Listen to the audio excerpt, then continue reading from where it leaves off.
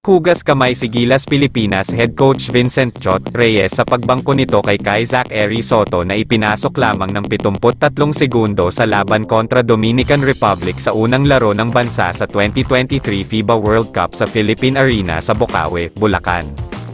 Ipinaliwanag ni Reyes na walang pagkakataon para maibalik pa nito sa laro si Soto sa krusyal na yugto sa laban nito kontra sa pinamumunuan ng NBA veteran na si Karl Anthony Towns ng Dominican Republic. Ang mahusay na paglalaro ng ibang big men ng Gilas ay humantong sa pagbangko kay Soto tumapos na may isang block at 2 foul, paliwanag ni Reyes. Sinabi ni Reyes na ang mahusay na laro ni Junmar Fajardo at AJ Edo at ang mabilis na pagkakuha ng 2 mabilis na foul sa unang quarter laban kay Towns ay humantong sa 7'3" para mabangko. Kai picked up 2 quick fouls, so we had to get him out right away. We could not get him back in because Edo is playing a great game. He was playing really well, and if we get him in, then the other guy I have to sit is a guy named Junmar Fajardo, sabi ni Reyes. I guess a lot of people are going to wonder why, but between sitting AJ and Junmar, there was just no opportunity.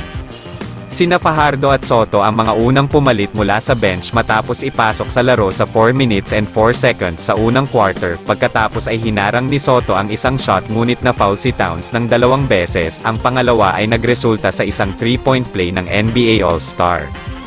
Dahil dito ay mabilis siyang inalis sa laro, idinagdag ni Reyes na mas maglalaro si Soto sa mga susunod na laro laban sa Angola at Italy. Makakaharap ng Gilas ang Angola sa Linggo, 8 PM sa Smart Araneta Coliseum kasunod ang Italy.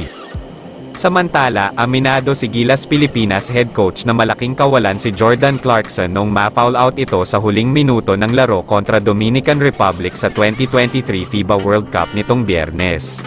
Ayon kay Chot, ang pagkawala ng kanyang star player sa court ay naging dagok para sa Philippine national squad.